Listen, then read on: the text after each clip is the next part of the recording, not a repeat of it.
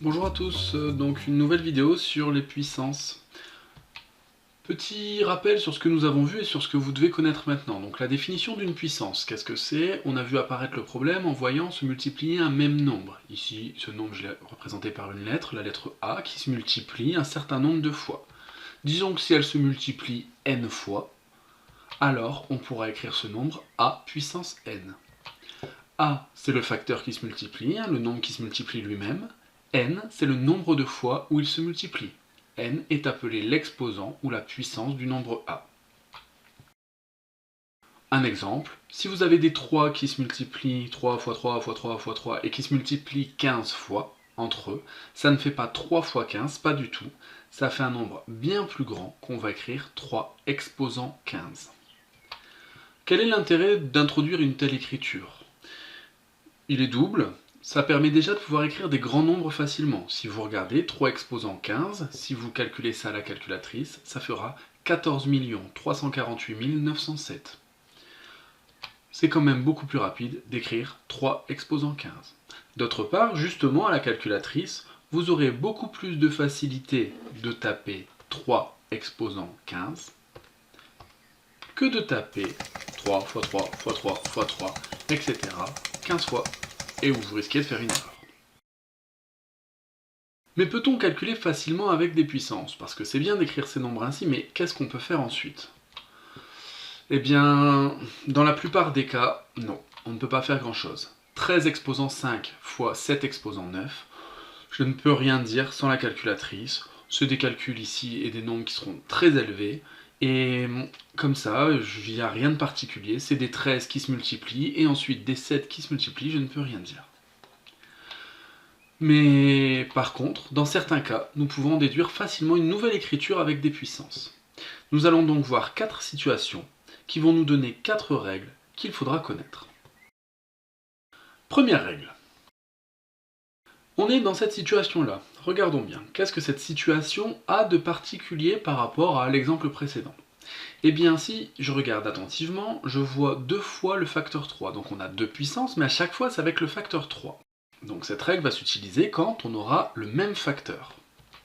Si je développe cette écriture, j'ai donc des 3 qui se multiplient, j'en ai 5, puisque 3 puissance 5, c'est le facteur 3 qui se multiplie 5 fois. Et il va être multiplié par ce même facteur 3 qui se multiplie 7 fois. Puisque je n'ai que des 3, j'ai donc à la fin une puissance de 3. Et combien ai-je de 3? Eh bien j'en avais 5 et 7. J'en aurai 5 plus 7, 12. Autrement dit, 3 exposant 5 fois 3 exposant 7 égale 3 exposant 5 plus 7 égale 3 exposant 12. La formule qui représente cette règle, c'est celle-ci. Si vous avez a puissance n fois a puissance p, c'est égal à a puissance n plus p. Cette formule nous montre bien qu'on a le même nombre, on voit bien les deux a, et ça nous montre aussi qu'on va additionner les exposants. Regardons la deuxième règle. La deuxième règle est assez proche. Nous ne sommes plus ici sur une multiplication, mais sur une division. Le point commun avec la règle 1, c'est que nous sommes toujours avec deux mêmes facteurs. Ici, les mêmes facteurs, c'est 6, qui ont des exposants différents. La règle 2 s'utilise donc quand deux puissances ont le même facteur et qu'elles se divisent. Regardons ce que ça veut dire 6 exposant 8 sur 6 exposant 5. C'est donc des 6 qui se multiplient. Ils se multiplient entre 8 fois au numérateur et 5 fois au dénominateur. Qu'est-ce que je vais pouvoir faire avec ça? Eh bien, on a vu sur le chapitre sur les fractions qu'on pouvait simplifier. Ici, j'ai simplifié un 6 en haut et en bas. Je peux en faire pour un deuxième, un troisième, un quatrième, un cinquième. Vu que j'en avais 5 en bas, je peux bien en simplifier 5 en bas, 5 en haut. Finalement, il m'en restera combien? J'en avais 8, j'en retire 5, il m'en reste 3.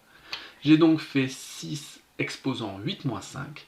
J'ai soustrait les exposants, il m'en reste bien 3. Ça fait 6 exposant 3. Cette méthode peut être représentée par une formule. A puissance n sur A puissance p égale A puissance n moins p. On a bien le même nombre A qu'on retrouve à l'arrivée. Et les exposants, on avait n au numérateur, p au dénominateur. On aura donc pour la réponse un exposant n moins p. On a soustrait les exposants. Regardons la troisième règle. Nous serons donc dans cette situation. Qu'est-ce que cette situation a de particulier? Elle ne doit surtout pas être confondue avec la règle 1. Dans cette situation, j'ai encore une multiplication.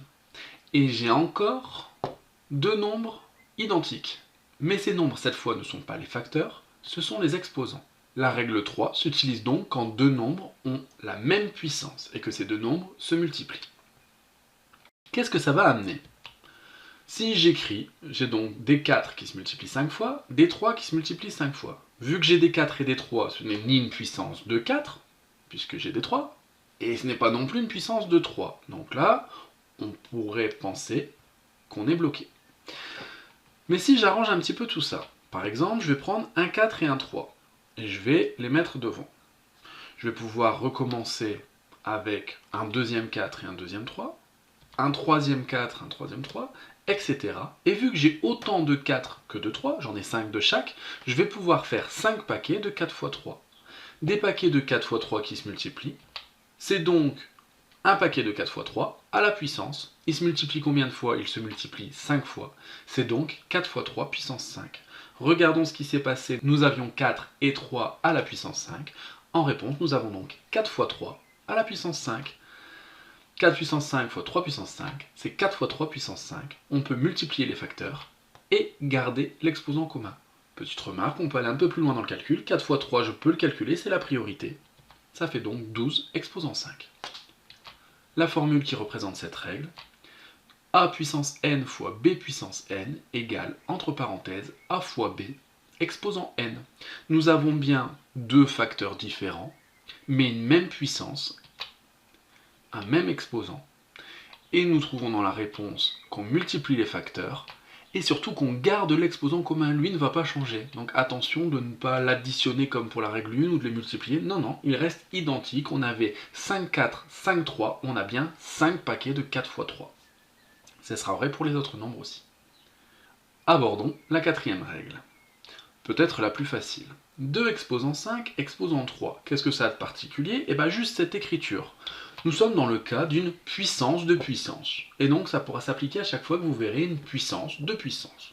Qu'est-ce que ça signifie une puissance de puissance? On a des parenthèses. Dans ces parenthèses, ici j'ai 2 exposant 5. Je vais donc avoir 2 fois 2 fois 2 fois 2 fois 2, 5 fois le facteur 2 qui se multiplie, et tout ça exposant 3.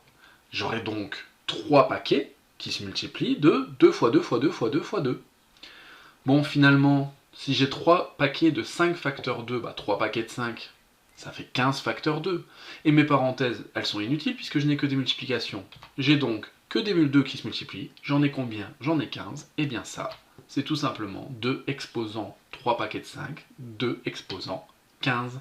Il suffit de multiplier les exposants. Ici, on trouve bien 2 exposant 15. Regardons la formule qui correspond à cette quatrième règle. A exposant n, le tout exposant p, égale A exposant n fois p. C'est donc une formule qui s'applique quand on voit une puissance de puissance. Et si on voit une puissance de puissance, qu'est-ce qui se passe? Eh bien, on va multiplier les exposants, mais on garde le même facteur. Je vous laisse tester cette formule avec l'activité interactive suivante. Voilà, j'espère que vous avez compris ces 4 règles. Le plus difficile, c'est de ne pas les confondre et de ne pas les mélanger. Le tableau qui s'affiche à l'écran est certainement un tableau qu'il faut relire plusieurs fois et qu'il faudra aussi apprendre et comprendre. Sinon, vous risquez de mélanger 4 règles qui à chaque fois s'appliquent dans des cas différents. La 1, c'est une multiplication avec des mêmes facteurs. La 2, c'est une division avec des mêmes facteurs. La 3, c'est une multiplication avec une même puissance. Et la 4, c'est une puissance de puissance. Et à chaque situation, on a une formule qui nous permet de simplifier l'écriture. Un dernier exercice interactif qui fera synthèse, où vous pouvez essayer d'assembler les étiquettes égales. Bon courage!